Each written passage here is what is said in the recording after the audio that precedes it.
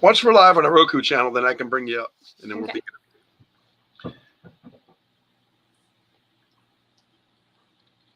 I do want to talk about my sponsors here, guys, if you're listening.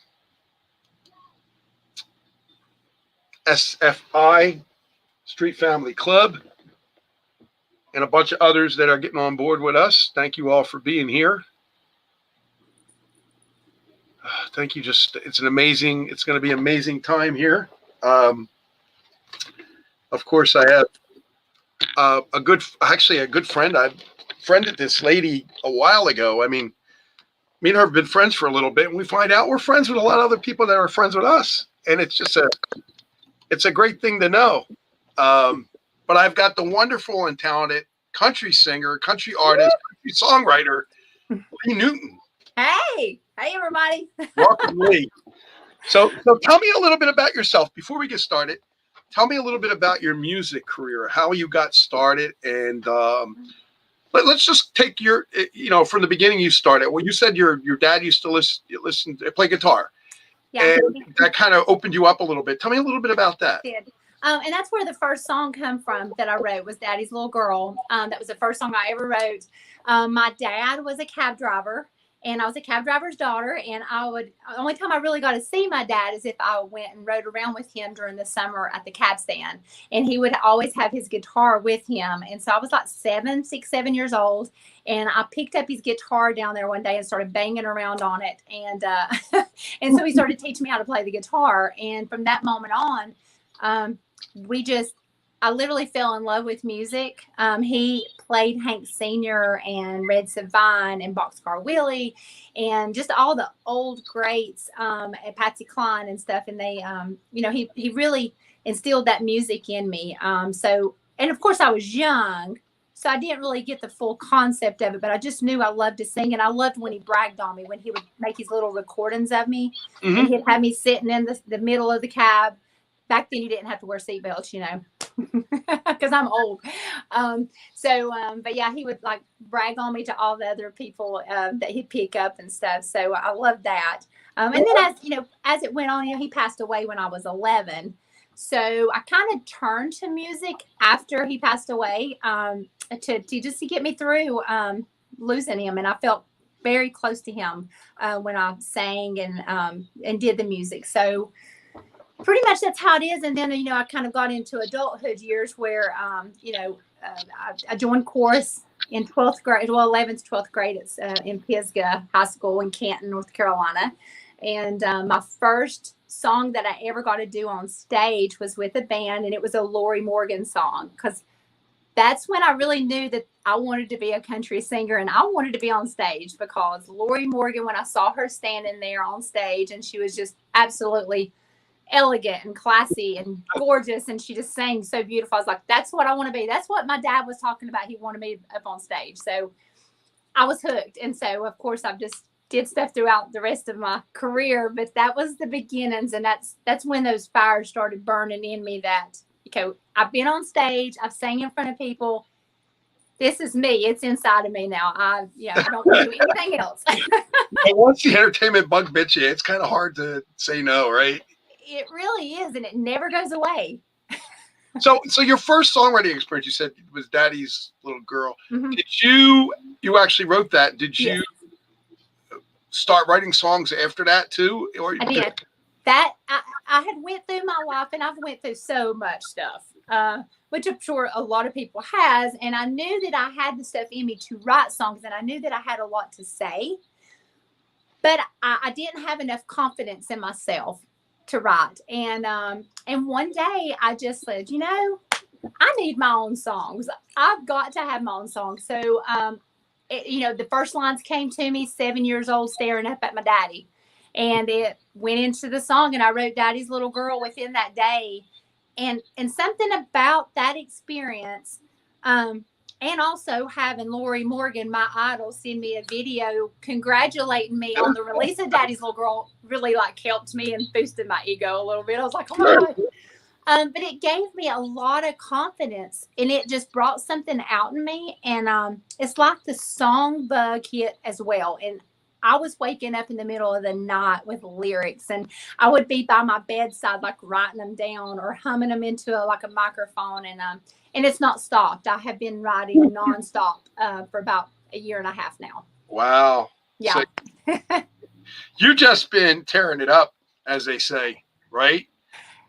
I have been burning it at every end possible. I utilize every bit of my time that I can between being a full-time mom and doing all the social media, the music. I've been collaborating with different people, so I've been having those projects as well. So yeah, a lot. We're going to talk about that. The collaborations of the people that you're friends with is a lot of the country stars, correct? Yes. Can we name some of them? We can go back. I got to sing with 3 original members of Skinner back when in my 20s. And so cool, by the way. That was absolutely amazing. I did 2 shows, one in Manhattan, which was in New York City. And then I came back and did another show at the Patchogue Theater in Long Island with Leslie Hawkins and JoJo Billingsley and Artemis Powell. So that right there, I was in a cover band at that time. I was a singer in a cover band, and just to stand in between those 2 ladies was a magical moment. Like, oh my gosh, like you just can't explain it, because there's not too many people that get to stand in between, those legends. And they had just got through being inducted into the Rock and Roll Hall of Fame. So it was just amazing. It was an amazing moment. I came back, and it gave me a lot of confidence as well to go on. And then, but as far as like people, now, I've just had a few people kind of reach out to me, do different duets that I've did with them on TikTok. Now, I don't know them personally. Right. But they have reached out to me, whether it be a comment or they followed me. I've had Edwin McCain follow me, and he loved the duet I did with him. Clay Walker, he's not only commented once, but he's commented twice on our duets. So that was huge. I've been trying on a few other ones, like Bonnie Tyler. She's on TikTok now. I hadn't got her yet. So, I don't interrupt you, but some of them names, Edwin McCain, he's an unbelievable songwriter, just almost like Ed Sheeran. Yeah. Today's monolith of music songwriters. And speaking of a songwriter's your own, do you take anything that they put in their words and use it as your songs too? Or you take something from it? I'll tell you what, I write everything I write.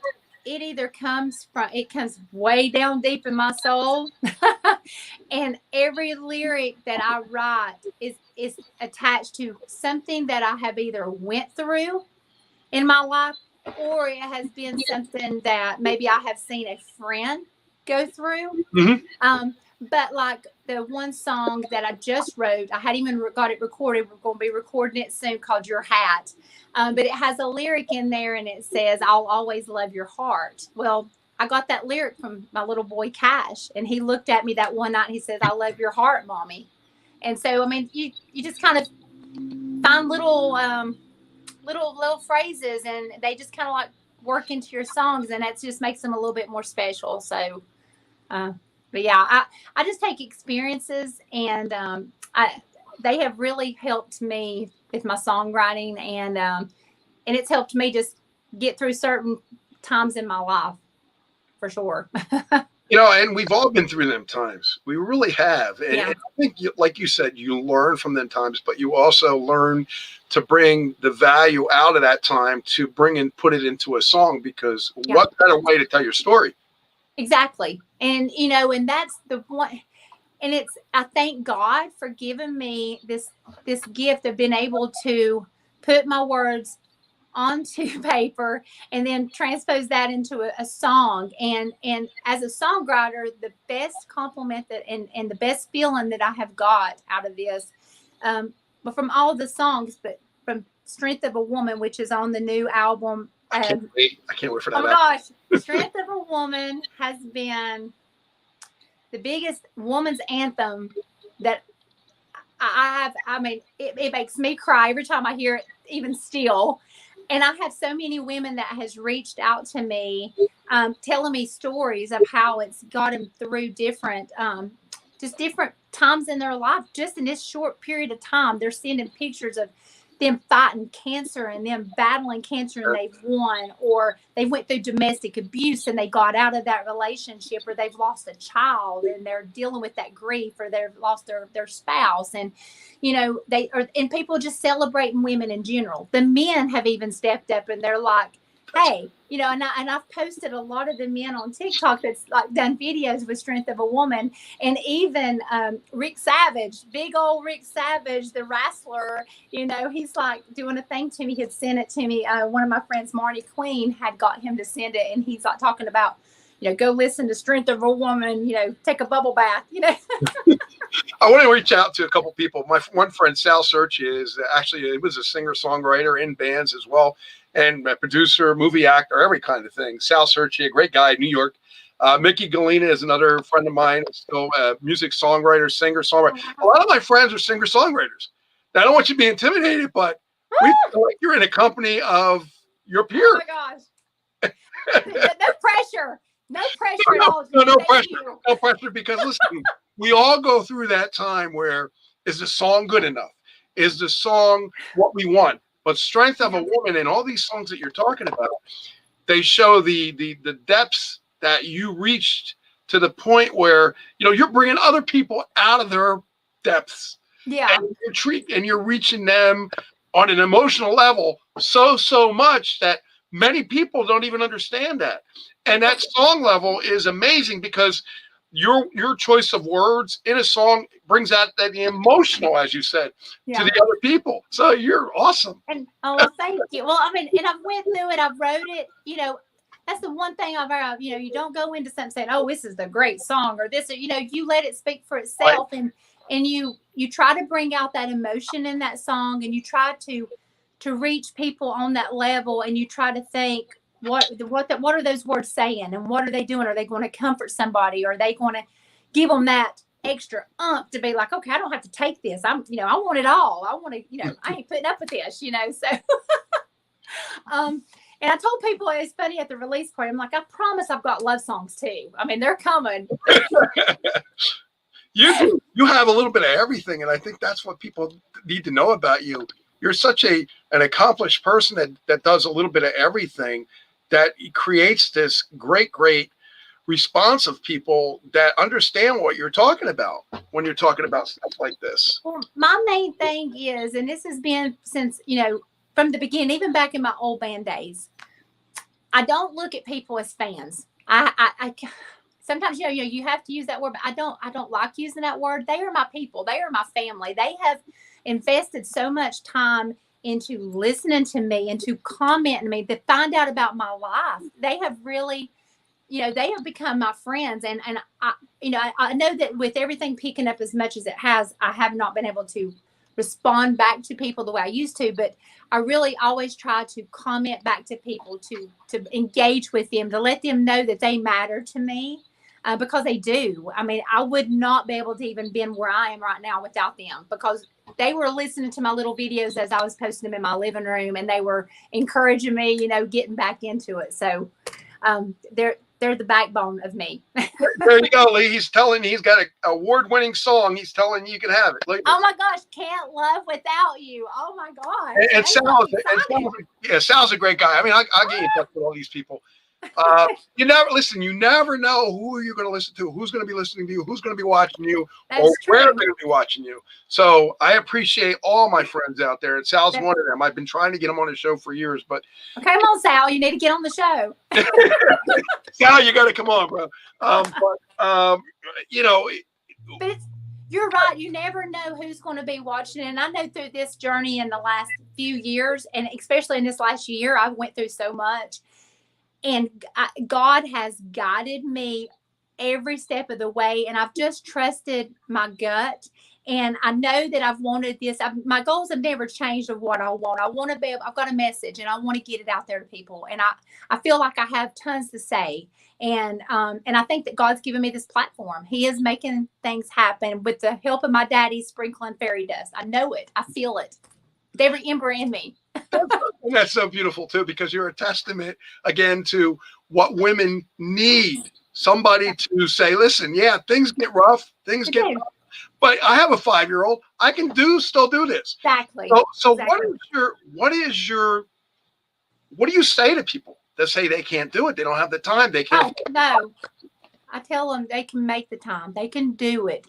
Everybody, and I've been through so much. Like I said, I've been through everybody that's even reached out to me. You know, there's some things, of course, I've not, but I try to relate to them on some level. But, you know, if somebody, they come cry, it's like when they listen to my songs and they talk to me, it's like I don't even really have to tell them anything. They're like, you've given me this inspiration. Like the lady yesterday that drove all the way from California to North Carolina to the release party because she heard Strength of a Woman and she fell in love. She said, you have so much passion and you bring so much passion out. And she said, you've got such a message. And she said, and she was bawling and she was crying. And she said, your song has changed my life. She said, your song has made me rethink things and show that I am strong and I can do it, you know, and you know, if I can touch one person, that then I've done what I've wanted to do. You did what God wants you to do. You're touching people, yeah, and you're touching them in their when their times are down and things are and making them feel good. Exactly. I mean, what more could one person ask from another singer songwriter or a person that it creates a great melody line? And somebody that loves the music, you know, like you do, and how you learn to do that. I mean, that's got to be an overwhelming, great feeling that you hear all the time, but you're never tired of hearing it. No, you're never tired of hearing it. And I know when I done Strength of a Woman, and I have went into this thing because it's just me. I'm totally independent, and I'm doing everything, and I kind of do everything just kind of on the whim and how I feel, and I'm just doing. But I decided that I wanted to have all these women in this video, so everybody was submitting all these stories. The men was sending stuff in for the women were sending in stuff for their moms and their sisters and sending pictures in, and I couldn't do just one video. I ended up doing 5 videos with all these women because I didn't want to leave anybody out. But I'm telling you, after reading all of their stories that they sent to me, it was the most emotional 2 weeks that I think I have ever had. I felt like the guy in the Green Mile. I felt like I had took in all of their stories inside of me, and then I just had like this release. Like that day, I was just bawling. The Strength of a Woman, it just means so much to me because it got me through what I was going through at that moment, which has been very recent. And to see it helped so many women in different situations. I'm like, wow, I didn't realize it was going to do that, you know. So that's pretty cool. You know, it's kind of funny too, and I'm not saying this is funny in a funny way, but it's funny that every situation comes out with you actually come out with another song from each situation. You do, right? Because it has a different starting point, it has a different ending point. It does. It also has some mixture of stuff in there that may be similar, but because you're a singer songwriter, you can change that any way you want to. Well, yeah, and you know, and the thing about with me, and I think that the producer, when I went in, he most definitely got what I wanted. I love old country. I grew up on old country. I grew up on country that told stories, and they got to your emotions and they got to your heart. And you know, it's not, oh, I lost my wife, I lost this, like, you know, yeah, they probably talk about their stories. They touch you. And I wanted to bring some of that back, but I also love blues. I mean, I grew up listening, you know, to Bonnie Raitt and Etta James and Susan Tedeschi. Yep. And then, of course, I have the Southern rock flair that I just love. You know, I love that. So I wanted that mixture of, and I love gospel. So, I mean, I love so many. I mean, if it's a good song, it's a good song. You know, there's really no genre. If it touches you and moves you, that's the way I feel. It's so hard to put yourself in just one category. I mean, I just love music. So, but I do love older country. That's, you know, I love the storytelling. Well, I've talked to musicians far and wide about, you know, rock musicians, some really, really great rock musicians like Mick Jones, Lou Graham from Foreigner. And they said, you know, we have a countryside. And I said, really? You don't hear it. No, but see, that's the part that people don't understand. Mhm. You know, a lot of the rock musicians like playing rock, but they don't always like to play rock. They like to play country. They came from the Hank Williams side. They came from, Exactly. you know, that Johnny Cash They- side. My son's name's Cash. And the No, Merle Haggard, and I mean, just right, you've got all these. I right, just got through singing a Merle Haggard song before I came on here today. I mean, I was like, right. that's the music that touches you too. I mean, those are the, you know, and you know, and I know there's different types of music coming out, but you know, to me, that I'm more of a traditional country. I love that. You know, when people says that really sounds like a lot of older country, I'm like, yeah, it sure does. You know, you're right too. Sometimes country artists, and I'm not putting anybody down. I wouldn't do that, Mhm. but they do miss the mark on certain things, and because I think they get too commercial, it actually creates a problem for them. When you're not commercial, you have creativity of anything you want to do. Exactly. So you can change things up. You're not in a thing where everything sounds exactly the same. And you know, and if that's what works for them, that's what works, you know, for everybody. But you know, for me, I want everything to have its own sound, and everything to be different and special. Have its own sound. Like, you know, and I Want It All. I love that they put the banjos in there. I was like, heck yeah, that's awesome. Now, did you get to pick anything, or did you have a musical arranger in the album? Now, Bill McDermott was the producer, and he's produced.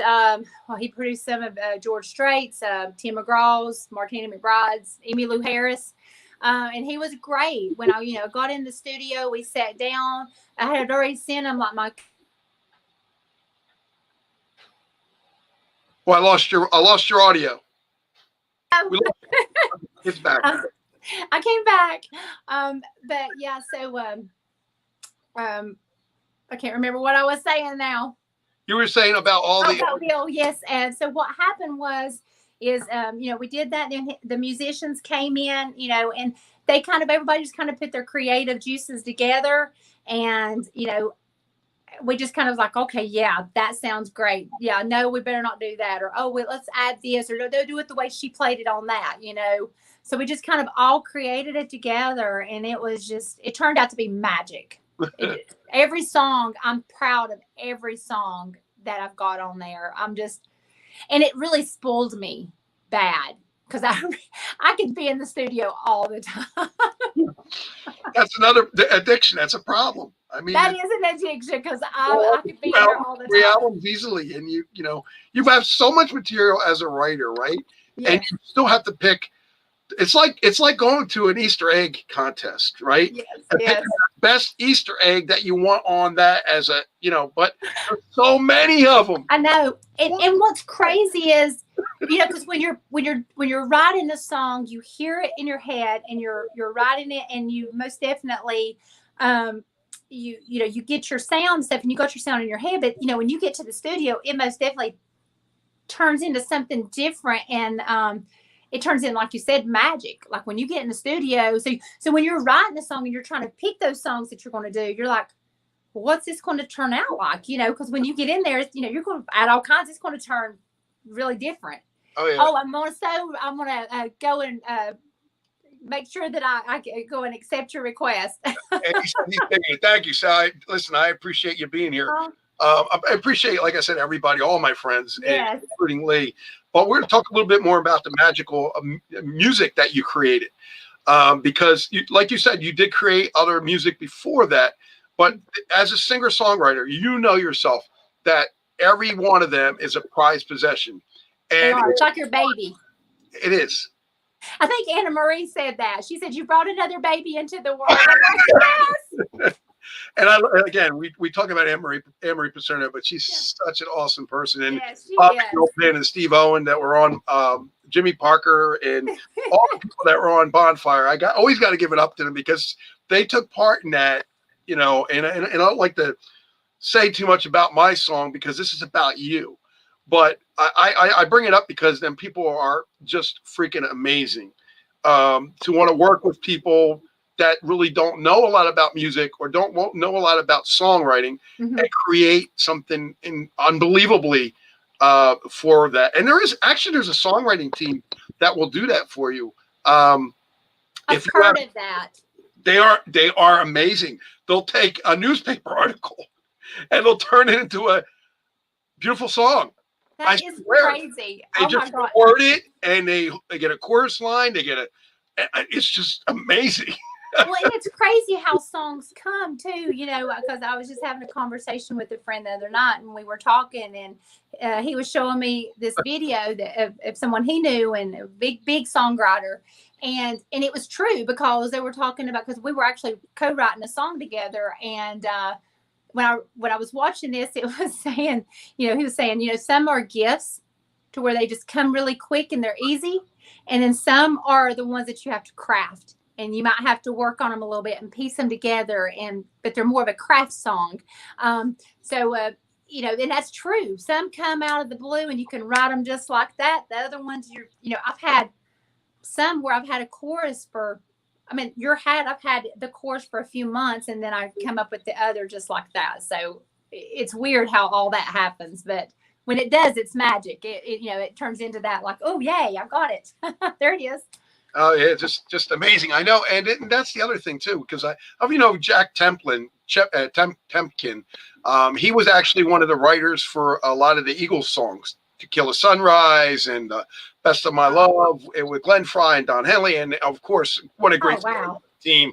And he always says, "Go with your first instinct." Mm-hmm. Just like the teacher said in school, go with your first instinct and write what you believe in, because then the song will come out. Do you believe in that? Well, and I do, because what happens is, and this is just for me, I mean, I'm not a professional by no means, but I think that when you write your first instinct,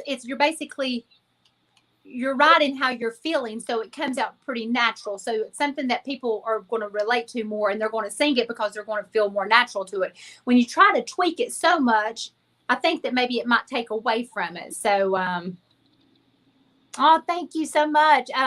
It should be on all musical platforms. And I actually have hard copy. If you'll send me your address, I'll send both of you guys a CD too. So beautiful. I would love that. I'm eventually going to put stuff back in a studio when I have another studio. Because you're a Lee Newton fan now. I've always been a Lee Newton fan. You know why? Because I also heard about you. I believe I heard about you through Paul Mack. Oh, wow. Oh, my gosh. I've been playing Paul Mack, and we've been running his show probably for about 7 years now. Wow. And then, of course, he just exploded from there. So Paul Mack is that kind of guy that he's just an incredible person. Oh, there's more people saying things about stuff now. Hold on. Let me read what they're saying. What the teacher said. That's a song in the making. That's my friend John, another singer-songwriter in Illinois. Oh, hey, girl. Oh. You've got a lot of fan support out there, and that's important to music artists. They're amazing. I love them to death. They are so good to me. See, everybody, that's the other thing I want to get into, Lee, with the way COVID was, and things seem like they're going back to normal very soon, hopefully. Do you find that now that it was a more of a hampering issue for you to get your music out, or was it easier? Because if more people are home, it's sometimes easier to get the product out, right? Well, my situation was a little bit different than everybody else's, because I had took a long break, about a 5-6 year break. Okay, well, probably about 4-year break. Mm-hmm. And then for the past 3 years, when I first started back, I started posting little videos, because like you said, it does not go away. It's still in your soul. And I felt like I had to be able to sing and get it out. So I started posting videos from my living room way before COVID hit. So I had done that. And as I was doing that, that's when people started reaching out to me, and I started forming more relationships with everybody, and they started requesting stuff. And it just became to where I started building this fan base, like, what we were talking about. And everybody started wanting me to do different songs. So from that, it seems like it just got more and more and more involved. So, by the time COVID hit, it's like, and I got laid off from my job, and I'm like, okay, well, I've been playing in my living room all this time. Everybody else is now playing in their living room. Maybe I'm just going to really go after it. You know, I've got this extra time. I'm just going to really start playing. And that's when I really started picking up. I played guitar, but I'm not a great guitar player. I play enough to get me along and stuff. But I'm like, I'm going to start really playing and really get back into it. And I've just not looked back. I set these little small goals for myself. One of them was writing a song. One of them was hopefully getting nominated for a Josie Award last year. And oh my dear gosh, I did. And I won. I couldn't believe it. I was just like, this is crazy. But yeah, I mean, so it was of course I know it was a tough year, and it was a tough year for musicians that were used to going out and performing, and then they didn't have that revenue coming in. So that's where I'm a little different. It helped me because I was just already on that side of playing in my living room. So to me, it was just, it helped me as far as just, because I was already used to it, and I just kind of like hammered down even more on it, because I mean, me, I post tons of songs. I mean, I know people were getting tired of like, gosh, that Lee singing again. Does she ever shut up? Like, I love that. You see that if you have to stay continuously with your audience, right? Yeah. So people know you're there. And there is a point in time where people say, yeah, that's enough. That's enough. I get that too. But I say, listen, you're not running the radio station. You're not promoting me. You're not doing anything that I'm doing. So you don't understand my side. Yeah. I'm not trying to promote myself, but I'm trying to get it out there. Right. To be out there. You can always choose not to see. You can hide the post. You can unfriend me if it gets to be too much, but I don't try to do that. Yeah. And I feel like this is the way I feel. I feel if, and if they're not into it, that they can scroll on by. But if I touch, like I said, if I can put something out there that will touch somebody's life, or they request something from me and I can do it for them, I'm going to put it out there. And like you said, I want people in my circle and behind me that's going to push me and be supportive of me. And I have that. I have so many people that are just amazing. And I've basically got two hometowns. I've come from Canton, North Carolina, and then I moved to Forest City, and Forest City just embraced me. And I've been there for, almost 8 years, and they have just wrapped their arms around me and been like, they have lifted me up so much. And just, Rutherford County has just really pushed me on and been so supportive of me. And you know what, Lee, here's the thing. If somebody doesn't appreciate you, there's others that do. So don't ever, that's why I tell my girls all the time, don't worry about the ones that don't. Find the ones that do, and then let that be your circle. Well, and I know that I work hard, and I know that I do it for the right reasons, and I know that I sing my heart out, and I try to pour my heart and emotion to every song.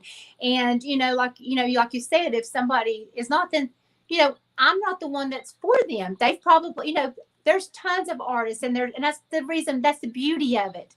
There's either you can have somebody that loves so many different artists, or you can have somebody that loves one artist, but there's somebody out there for everybody. You're not going to be everybody's cup of tea.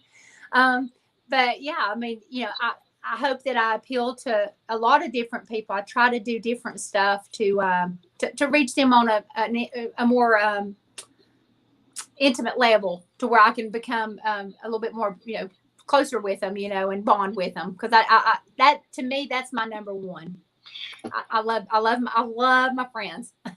I have a question for you. Now you said your son is 5 years old. Yes. Right? He sees his mother getting all this attention, and I'm sure, like I said, you're including him in a lot of stuff, and that is what you should do, not exclude him. Exactly. Because then he's part of it, and he's help part with mommy's thing. Now he gets a little older, he becomes a music artist himself. What are you going to say then? Oh, I will support him 100%. Whatever he decides to do. Beautiful. That's the way my mom, and if it wasn't for my mom and dad, and this is where it goes back to.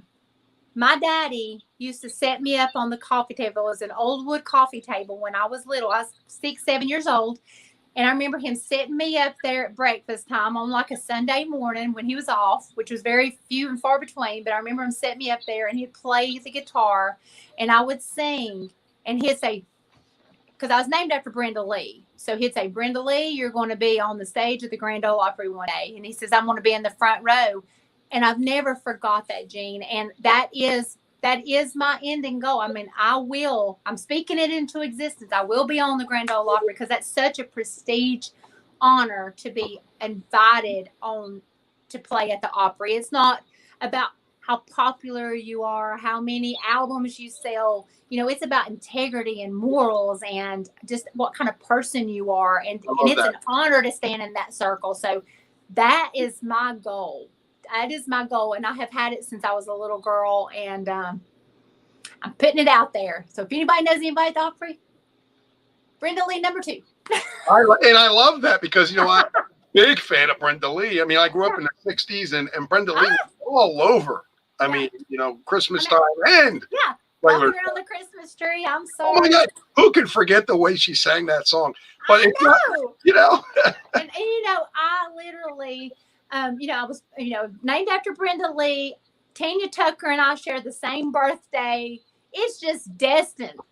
Oh wow, Tanya Tucker was one of my big favorites. I used to have all her CDs in country because I went through. See, I in my situation.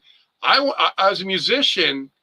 I played the trumpet for 14 years, but I also played the bass and I played a little bit of keyboard. And, you know, when you varied with different instruments and guitar a little bit here and there, but when you varied with different instruments, you take on different aspects. You know, there's a rock side, there's a country side, and of course, there's the blend that in the 80s that Kenny Rogers and Dolly Parton did. Yes. And all the 80s artists that went into country made country a little bit different. Made it a little bit more popish, but it also brought country out a little bit more.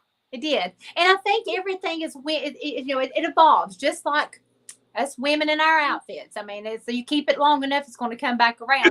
And I think right now, I think that it, you know, and I hear this so much because I have a lot of followers on TikTok, and that's what I get a lot of. You know, you're bringing back the older country. And I think there's a lot of people, not saying everybody, but I think that people are yearning kind of like for that a little bit. I'm seeing it a lot. And like I said, you know, I play drums. I mean, I haven't played them in forever, but back in my band days, you know, I used to get back there and play drums, and our drummer would come out and he'd play harmonica, and I'd play some kind of wonderful Roadhouse Blues, Johnny B. Good. I mean, I was back there rocking on the drums, you know. And I love that about you because read what my friend Sal said. He said, I'm going to promote your new album like crazy because you are so nice. He said, ask me, Gene. Oh my gosh, you are so sweet, Sal. Thank you so much. Awesome guy. I love him as a friend, and someday I told him I'll meet him, but you never know. Oh, wow. Any questions you guys got for Lee? But if you want to post them, let me know, and I'll put them out there. But Lee, there's a couple other things I want to ask you. So you said you play guitar. Is there any desire to play any other instrument than guitar, piano a little bit? Oh God, I wish. That's the one instrument that I would just love to play. But I mean, I can do the little dun dun dun dun dun dun dun. Yeah, that's it. That's it. The top six. Yeah, that's it. That's all I can do. I might be able to do a little bit of the Silent Night, but I think that there was a piano player. She's my best friend. Her name's Danelle McGee. And I'm telling you, she would play and I would sing in church. Actually, and it's so funny because she actually found like this little program where she had my name on there while I was singing a few of the songs. So she sent it to me. But you talking about somebody who could play that piano and put that good groove on there. And I was always in envy of her. I'm like, you play so beautiful. And my fingers just don't do it. I'm good enough to play just the guitar as much as I can. Everybody's got a place. Let's talk a little bit about your friend Michelle Lee, because Michelle is awesome person too. Yes. You guys got a duet on the album, right? Yes. Well, not on the album.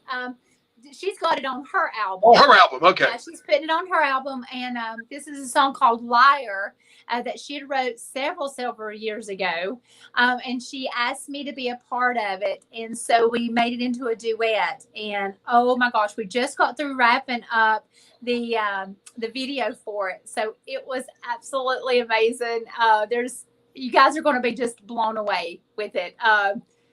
it was so much fun working with her. She's such a top shelf artist, amazing person, and I was just honored to be able to do that with her, because we actually did another Christmas duet back at Christmas. So she's got her new album coming out. I have my new album. Then we did the Lyre together.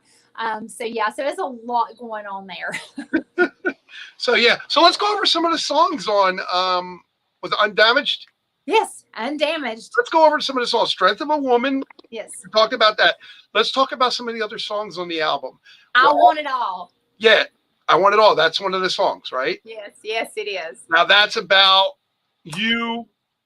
This is, okay, so I Want It All is co-written. It's the only song that I have co-wrote, and it was co-wrote with Corey Lee Barker from Nashville, and he is absolutely phenomenal. And I'd gotten to a point to where I had wrote all this stuff out, and I'm like, I have this. I just can't get the chorus. I can't get it to. I know what I want to say, and so I sent it to him. I had everything wrote, and he came back with this other, and I'm like, yes. Oh my gosh, yes. And basically, throughout my life, I have been a musician off and on my life, and I have a almost 22-year-old daughter who's in third year at Mississippi State. Hey, Maddie. Then I have Tristan, who is my older son, who just graduated high school. And so, they remember Mom being in the bands and the gigging and the coming in, but it allowed me to be with them through the week and all that. But throughout my whole life, I've had people that's always said, well, you can't do that. You're a mom, or you're a wife. You can't sing too, or you can't do this, or you can't do that. You're just a dreamer. That's all you are. And, you know what? That song came to me, and I was like, no, you say I'm a dreamer, and that's not going to change. That's basically what it is. And it just lets people know that no matter what, that somebody tells them that they can't do, you don't have to settle for what they say that you can't do. You can do it. You just got to you got choices. You have choices that you're presented with in your life. And, you just got to take those choices and go with your gut feeling and do what feels right for you. I love that feeling, because it's people like you and I that give other people that opinion to say, listen, don't just sit there and do nothing. Get up and do it. Yeah. And prove to yourself that you can do it. Prove to others that you can do it. And really, you don't owe proof to anybody. But the thing is, you do what feels right for yourself, because at the end of the day, that's you're pleasing yourself. You're not pleasing somebody else, and if you're not doing anything wrong and you're just trying to better yourself, right, then whoever's with you should stand up with you and push you to your goals, and you do the same thing with them. And just in life, this is another song that has really took off on social media, with people. And I've had truck drivers going down the road playing it to their TikToks. I've had women, going saying, call me a dreamer, that ain't going to change. It's been amazing to see these songs, like I said, touch people. It's been amazing. It has been amazing. I mean, because what you show is the versatility of what you can do, and at the same time, what you're creating for everybody. And that, to me, that's just an amazing thing. He says, it says, hey, me and Lee have mutual friend Anthony DeCurtis. Do you know Anthony? Anthony. Oh my gosh, that sounds so familiar. Oh, and I try to remember everybody. I probably will if I see the face. That's like. What's funny about that is I have so many friends from when I started Facebook, and then Facebook, right? I don't remember, and then I don't mean to be mean or nasty. I just don't remember. I wonder if that's the one. Is he with the long years ago? I think he's one with the Long Island Street Survivors. Is he one with the Long Island Street Survivors in that circle? I'm wondering if he'll see if he answers. Yeah. Because I think that I have to think there for a minute, but I think I met him. Plans of record. Oh, that is wild that you just asked that, Sal. I just Yes, I just got through getting word that I've got a sponsor that is going to sponsor Beautiful. my Christmas album. And so I'm going to start a Christmas album and it will be done before November. Oh, that's wonderful. Yes. That's to hear. Yes. So I'm super excited because I have done a lot of Christmas songs, and especially this year. And once again, people's just been sending me like, please, you got to do this. You got to do an album because these songs are just beautiful. And especially like the Mary Did You Know? You'll have to look up that one. The Mary Did You Know? I Sal. love that song. Oh, Clive Davis. Oh my gosh. Yeah. I didn't know that. Now you know. I know who Clive Davis is though. And you know, I just got a friend request from Dan Cipriani, and I'm saying, Dan Cipriani, where do I know him from? And he just friend requested me. He's like a friend of mine told me to contact you. One of my friends, Dave Zane, who's was with the Buckinghams. He was a part of the guitar player as in the 60s Buckinghams band, but he was just like one extra person in the band. Uh-huh. And Dan has been with Sting. He's been with so many different people. Wow. Costello, I can go on and on. Oh my gosh. He's like, yeah, I'm the sax player in the band. I'm like, yeah, just a sax player. Just a sax player in the band. Yeah. Wow. So you never, people like that. That's what it is. It's being humble, and it's staying who you are, and it's not about, oh, I'm this and this and this. You do what you do, and your craft shows. It comes out. You don't have to sit there and tell. It just shows. Lee, look at this. There he is. Hey, Dan. Okay. Oh my gosh. Hi, Dan. Hey, God bless Dan. you. Thank you for reaching out to us and saying hi. Of course. But you know what? What an honor. Guys like you that make my job easier, because what you do is you create the credibility that I've always wanted, which is in this industry, if you don't have credibility, you have nothing. No. People don't respect you. People don't care about you. They don't care who you've been with, what you've done, where you've been, unless people that are credible like Dan and Dave Zane and Tristan Bowden from Chicago and other people like that. Now they know who you are because they took the time to talk to you. They know who you are, and that makes you more exclusive to them, Lee, because now when I'm talking to you, because of my credibility, you get credibility. Yeah, that is amazing. Thank you, Dan, for coming in here, and wow, that's awesome. I've had, what's funny is, thank you, Dan. I've had Charlene Tilton and Charlene's been a friend of mine for a while. And I've had her come in to some of the lives, and I said, people, you've got to understand, this is the real Charlene Tilton. This is not a fake person or want somebody run. This is her that's running her page. And everyone's like, oh my God. I'm like, what? They're regular people. They're normal people. And that's what gets me. I think that, and you get people, and sweethearts of the people. Well, what gets me is I have heard so many people, and they're, because I know a lot of different musicians, and I'm not knocking on anybody, but I guess when I hear somebody and I feel like they're not in it for the right reasons, or like just going to do it to do it. I mean, I guess I'm like, music's about passion. It's about your heart. It's about pouring your heart and soul into these songs, and it's your legacy. I mean, like when I leave this earth, I want people to look at me and say, man, that woman, she wrote some great songs that really touched people, or she was a good-hearted person. That's what I want people to remember me as. I want people to say, boy, she was always smiling, or she was crazy, or but that's what I want. And I see so many people that they're not in it for the right reasons, and it breaks my heart. Like it breaks my heart. You know what's funny, Lee? It's also about and social networks, about numbers.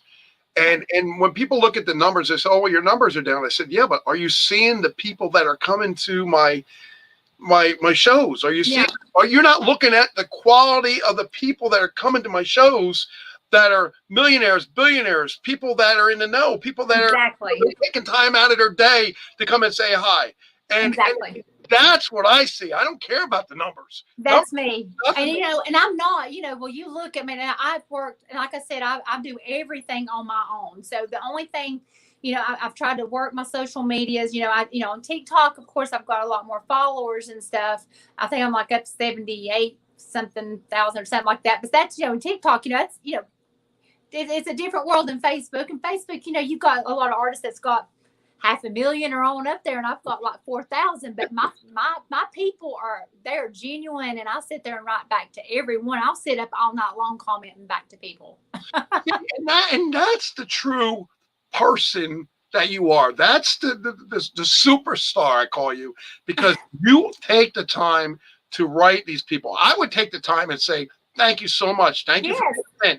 Why not? I mean, exactly. And I mean, I know, like I said, sometimes it's gotten kind of overwhelming here lately. So, I'm not, but then I just have to be like, okay, OCD starts kicking in. I'm like, okay, new post, we'll start all over again. And then with the other ones, but they see that. And that's what I get that a lot. They're like, you write me back. You make me feel like, I'm a part of this. And I'm like, you are a part of this, from the bottom of my heart. Like yesterday at the release party, I was telling them, like, couldn't have done it without all of you guys. I'm nothing without you guys backing me and loving what I do. I mean, I can sit here and play it, but you're the ones that's putting it out there. They're the ones that's sharing it. They're the ones that's investing their time.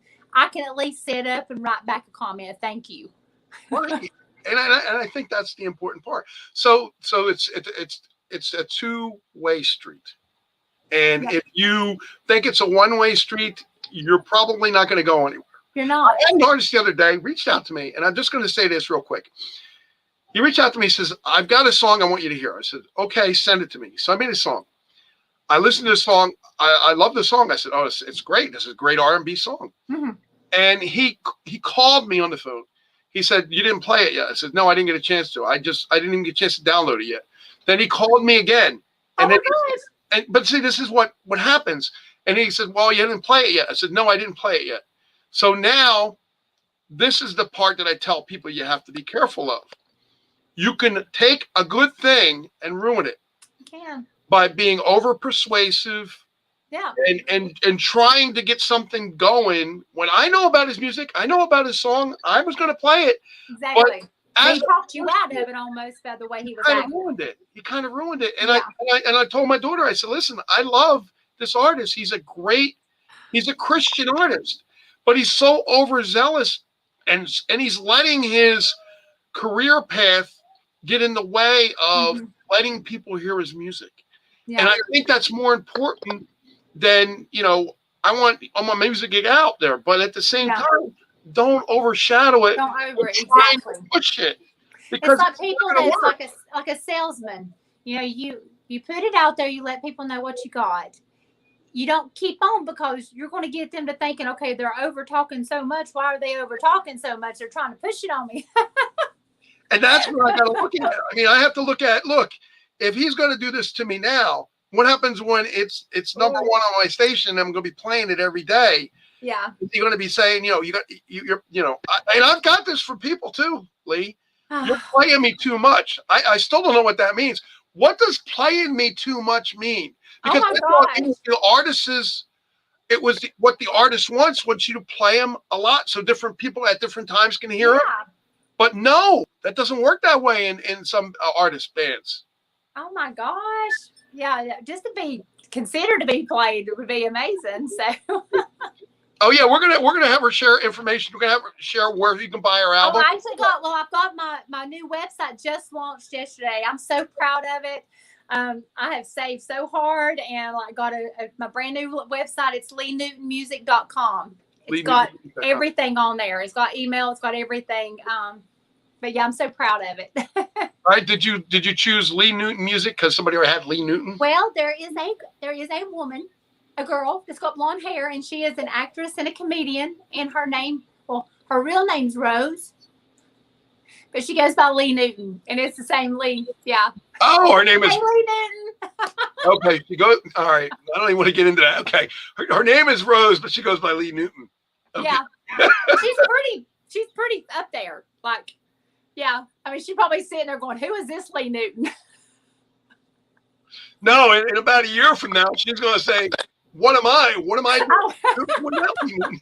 So that's why I've had to put music next to it. I get it. The websites were already taken. And of course, it's music. And I think a lot of people are doing that. But I mean, it's Lee Newton Music. And it's Lee and then Newton, like Big Newton.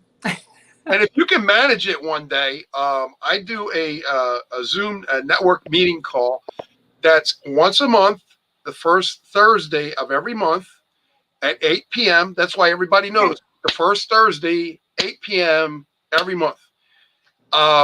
We have entertainers there. We have celebrities there. We have music producers, movie producers. Oh, wow. Tons and tons of radio stations, DJs, news people, weather people, and they have contacts. And these are the people that are the people. You don't have to go to somebody else to get them. They are the people. So, and to me, this is it. This is a perfect place for somebody like you that's kind of like still starting out. Yeah. Hey, I want to get my music out there. Okay, here's 20 stations. Bang. Wow. Yeah, because there are so many. I've learned this.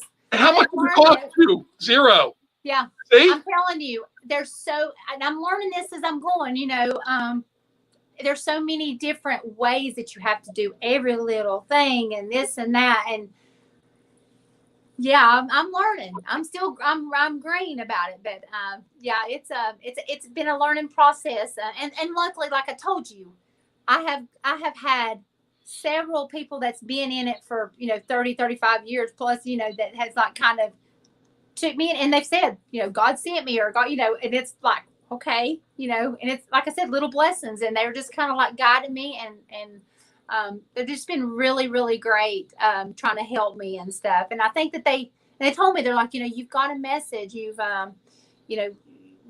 don't want to see you get burnt, so because I'm sure that there is, like, I know back even in my early 20s, I remember being a young girl, in my early 20s, in the band, and of course, get people coming up to you and you get all starry eyed and stuff because you don't know any different. I think that maybe that's why now I'm a little bit older, and I've always been in it for the right reasons, but I think that I know where I want to go with the music now. I like I said, I've got a message. I want to get it out there. And I think your message is amazing. What are the songs now? What are the songs you're going to be pushing from the album? I know "Strength of a Woman's" one. "Strength of a Woman's" going to be coming. I'm going to do it a little bit later, probably closer to October. That's the goal. Okay. Because I'm going to try to orchestrate a 5K run called "Strength of a Woman." Oh wow! And I want it to be raise money for domestic abuse. And men and women can both run in and stuff. And then I'm going to have a free concert for everybody. But all donations are going to go towards all of domestic abuse, because that I'm just really passionate about that. And I just think that that's "Strength of a Woman" just embodies that.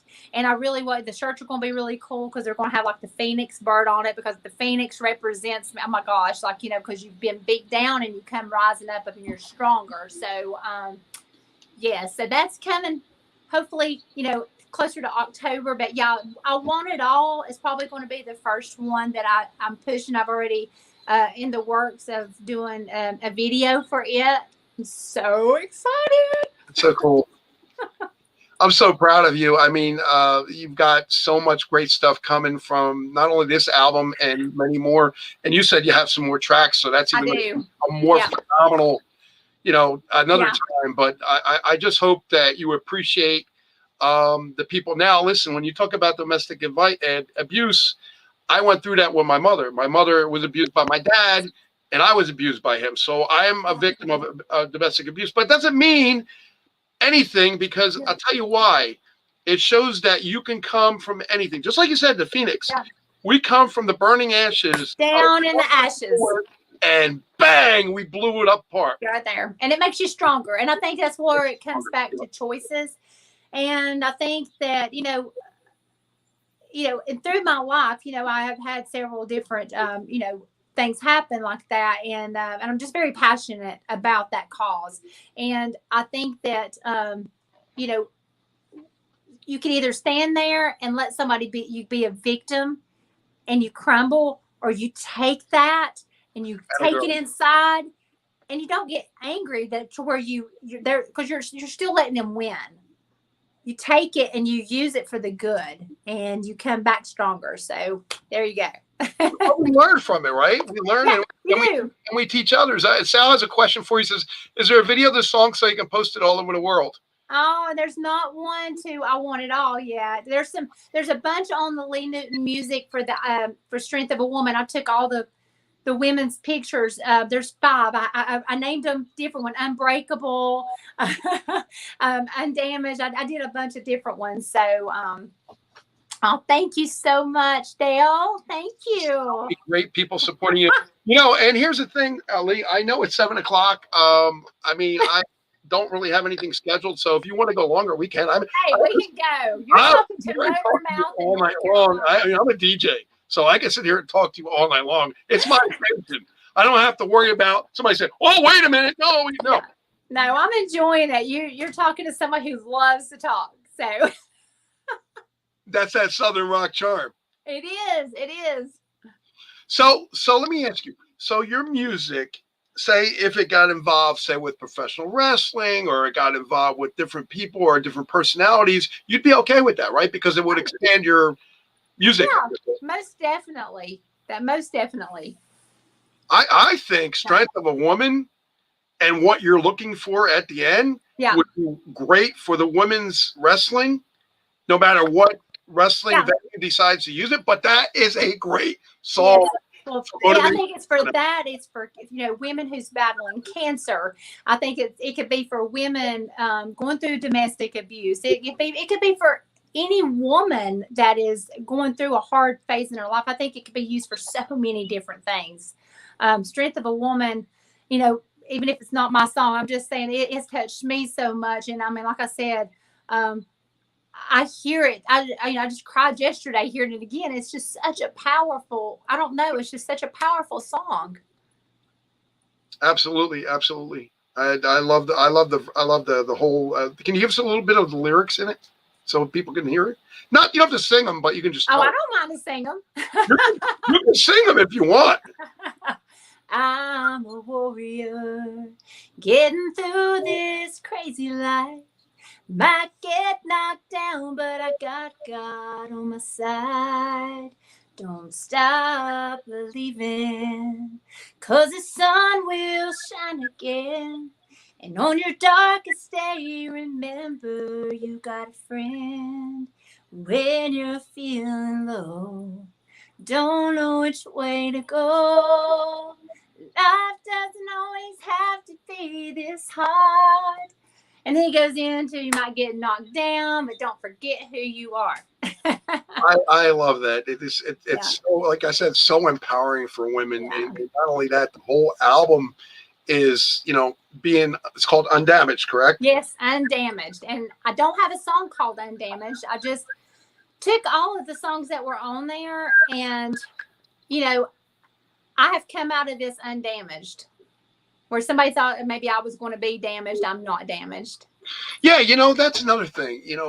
Show the power of what you are as a person. Don't let people put you down and keep you down. Keep you down.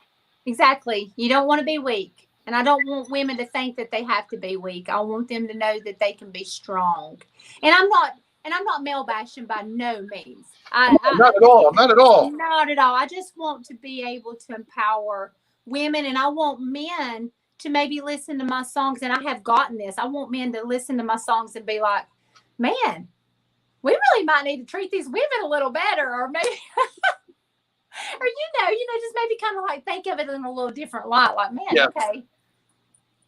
Well, it's funny too, because in a way, when you're raised in a domestic violence type of situation, you side with the mom and you go against the dad. But the problem is you don't understand the situation of what the domestic violence is, the reason, what is the problem.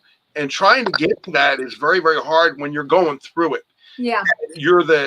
I'm the third person. I'm the third wheel in the house watching my mom and dad argue and fight. And I'm sure how old were you?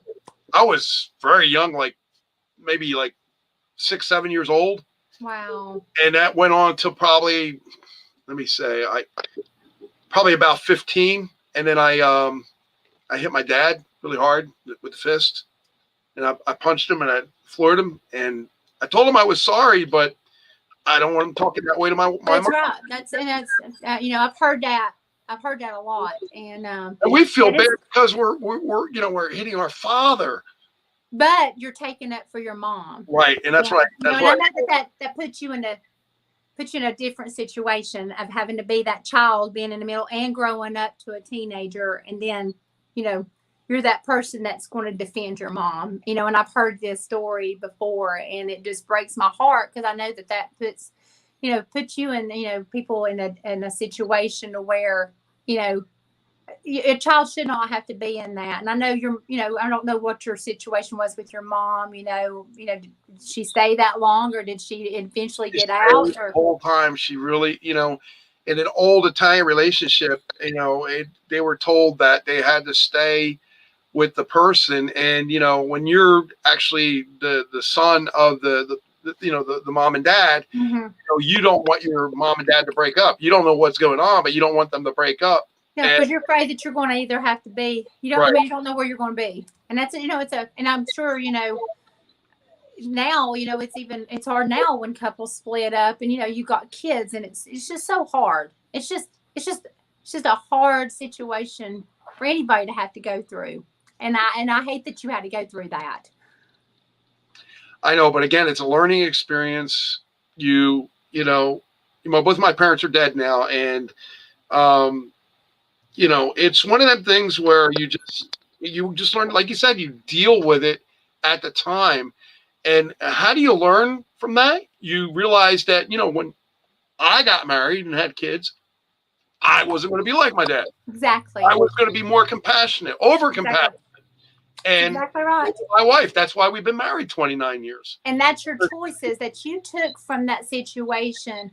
And that's what, I try to do. Like, I grew up very poor, very poor. My dad was a cab driver. I grew up literally not even knowing if I was going to have food in my refrigerator. And I remember going there and squirting ketchup in my mouth at night because I didn't have any food. I remember us going to Salvation Army and trying to get food. I remember churches bringing us food.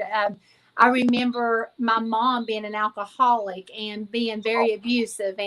But growing up, I still respected my mom, and I respected, because I think that she had a lot of issues that, that wasn't resolved, and I think that she went through a lot of depression and stuff. But as she got older, I respected my mom. And like what you said, I learned how to be a mom from what I was needing from her. And my dad, I got all this wonderful music that got me through everything that I've ever been through in life. So I don't regret anything I went through, because it made me who I am today. And it makes me appreciate every little thing. And it makes me appreciate friendships. It makes me appreciate my kids. I've got God, I've got my kids, and I got music. And that's beautiful. That's it. That's it. And and when you talk like that, there's she says, no to feeling blessings. She says, God bless you. Thank you, AJ. But again, when you talk about this, and there's people out there going through it, now they see that they're not alone. They see that, okay, there's other people that have gone through it, had bad times, but look at them now. We're still not shining super bright, but we're shining like a beacon to them, saying, listen, exactly. We made it through, you can make it through. And that's my main thing. I've went through, like I said, I've went through so much in my life, and I feel way down deep inside that I'm meant to do so much more, as far as just helping people. I've went through, there's so many different causes I want to help. Like I said, I want to do the women with the domestic, violence. I want to help women with, cancer. I want to help kids that are hungry. I want, there's so many different things that I just, that I'm very passionate about. The veterans. I'm so passionate about veterans. I do a thing I didn't get to do it this past year because of COVID, but I usually do a thing called Day of Courage, and had the mayor of Forest City go and and say big speech for them, and I think with veterans, we shouldn't wait to that one day a year. We should be thanking them every time we see somebody. I totally agree. Just like we thank God. We thank God every day. Don't you? In the morning, and you're happy. And yes, these veterans and these troops and these soldiers, they are like sacrificing everything. They're leaving their homes. They're leaving the safety of they're leaving kids. They're leaving unborn kids that hadn't even been born yet, Right. you know. That's right. And they're sacrificing their life, you know, for us to have freedom. And I think that, you know, every time we see them, we better, by gosh, be shaking their hands and telling them thank you. So I'm just very passionate. Those are the things I'm just very passionate about. No, and that's good to be passionate about. Nobody said that you shouldn't be passionate about it. Yeah. In fact, I wish more people were as passionate as you and I with that. Yeah, I do too. And I see, you know, that's what stuff I think that just more awareness to be brought to that. Because you know, it takes small little people doing things that can turn into something big. So that's how I'm looking at it. One little voice in the forest, right? It's exactly. You never know who's going to be watching. You're going to hear that one little voice, and you're going to hear that voice for miles. Exactly. And you keep on saying it enough, somebody's going to hear you. No, I absolutely. My friend, he just said, I thank God a million times a day, and so do I, because I had a mini stroke a couple of years ago, and let's just put it this way: I don't know if tomorrow is going to come. You know, no, you don't. You're never promised tomorrow, and that's my thing. People sometimes, even in my past relationship, they think that I'm, you know, too happy and that I'm carefree. Yeah. I know, because you see videos of me. I'm out dancing in the rain. I'm like living it up. Yep. But you never know. You might not have tomorrow. This might be your only day on earth. How are you going to live it? Are you going to live it sulking up and being bitter to the world? Or are you going to live and you're going to live life? You're going to dance in the rain. You're going to sing as loud as you can. You're going to just smile and you know, get through life. Because I mean, everybody goes through stuff. That's everybody. Right. You know, it's not all roses, and it's what you make out of it. So yeah. You know, the scenario I use actually that depicts that what you're saying is actually, if you're riding on a bus and there's two sides to the bus, there's a one side of the passenger side, and then the other side is the driver's side, and you're on the side that looks at all the rocks on the left side, and on the right side you see all these daffodils and daisies and beautiful green grass and beautiful blue sky. If you choose to look at the left side, that's your choice. But if you choose to look at the right side, that's also your choice. Yeah. And you can constantly look at that side and say, you know what? Even though things aren't the way I want them to, I can still see that. Everything's beautiful there. Yeah. I want my life to be like that. Exactly. That is exactly right, Gene. I'm 100% there with you. I think that you're totally right on that. Thank you. And my friend Jimmy Dio, me and him are actually going to interview Allison Arngrim from Little House on the Prairie tomorrow night. Oh my gosh! Jimmy's a great friend of mine and also a great DJ. Thank you, and Jimmy's an awesome person, and he's in New York, by the way. Oh wow! Thank you so very much. She's an awesome person, Jimmy. And of course, Sal. I think Sal is really awesome. He loves you. Really. Sal, that is awesome. It's so cool. You make sure you give me your address too. Yeah, everybody send your address to me, and I'll send it to Lee. Yes.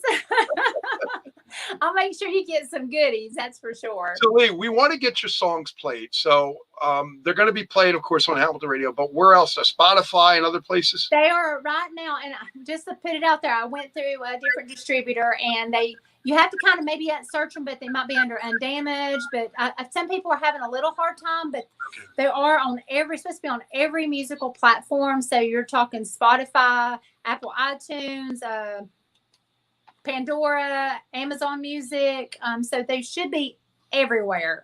Even on Facebook, like, you know, if you use the little tags to do the music, you can do it there. But they should be everywhere where you'll be able to get it and stuff for sure.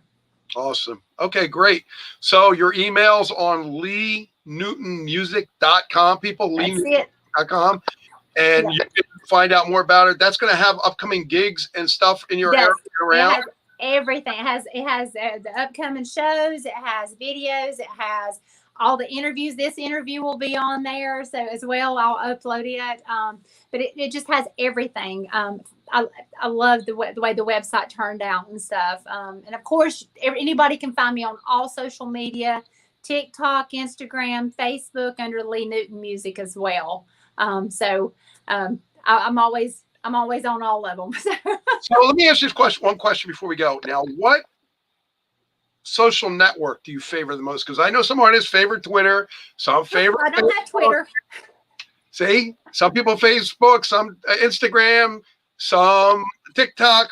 What's your? Well, I would have to say, okay, because Instagram, there's only a few that, and I still post there. I post there too, but a lot of my friends from there are already on Facebook. So I post just a little bit on Instagram. I post a lot on my personal page, and then I share it to my Lee Newton music page. Right. And I love all of my Facebook friends and family, but TikTok, it allows me to kind of show a really, really fun side, and I get to do a lot of skits and acting, and I get to post all my music too. And, like I said, but a lot of those I do take over, and I know you see them. I post some of them on Facebook. I try not to overflood it, but I like to have fun. No, that's the problem. You're promoting yourself. Don't worry about overflooding it, because the people that love you. That's true. That don't love you may love you, but they gotta see it, so they don't know. That's true. Yeah. And the more you get out there, the more it's going to be. So that's for sure. See, that's the thing. You're always adding new friends. You're always understanding there's new people that are coming. Who's Lee? Who's this person? Yeah. Who is that? North Carolina girl? What? Right. And you have to look at that, and you have to say, oh my God, I didn't know that this person was an artist. I thought it was a comedian, like you said. Exactly. Because when I started looking at Lee Newton, I'm like, oh wow, there's she's beautiful blonde, and I'm like, well, I guess I can't do Lee Newton, I guess I'll do Lee Newton music. So that's beautiful. Well, I want to thank you for coming here. We enjoyed you so much. I hope everybody got something out of this. We didn't try to make it just a musical thing. We tried to make it more about her personality, what she's involved in, what she's done, where she's gone, where she's going. This has been amazing, Gene. This has been an awesome interview, and I appreciate you letting me open up. I'm not going to open up this in detail on some things, so and it's stuff that I'm very passionate about. So I appreciate you letting me do that. I really do. No, you're welcome. And again, some radio stations don't allow that, but like I said, we own everything. So if I want to take you 15 minutes or half an hour longer, I can do that. I don't have a problem with that. And then I always tell people that you always have that extra time. If you need it, let me know. If you don't, that's fine too. I love you, Angela. She's awesome, AJ. She's awesome. And I know you just sounds a follower now. Yay, I got a follow on Instagram. So you're starting. And Facebook. All right. So they love you too. So it's such a great thing to have you. I'd like to have you back sometime, maybe in the future. We can talk a little bit more about your music and maybe what you're doing then. You may be writing a book by now, maybe a cookbook. There's a lot of stuff coming up. There's a lot of unknowns coming up. So there'll probably be some really great things to be talking about the next time. So you never know. And your child may be joining you on music. I know. I'm telling you, that's got to be a natural entertainer. He is, and he's named after Johnny Cash. So I love it. I love the whole thing. So thank you so much. Thank you for being here. Thank you for your time. I'm a new fan, Dale. Thank you, Dale. You're awesome. And of course, Sal. Awesome. Yeah, Sal. Thank you guys for being here. This is going to be live on our Roku channel. It'll also be on the YouTube channel. It's also on Facebook. So watch it whenever you want. So, guys, thank you all for being here. I enjoyed our time. You. I love Lee. Lee's awesome. Her music will also be played on Help the Radio. You can request it anytime. HelpTheRadio.net. Request it and let me know, and we'll be playing our music. So, thank you. Thank you, guys. Bye-bye, everybody.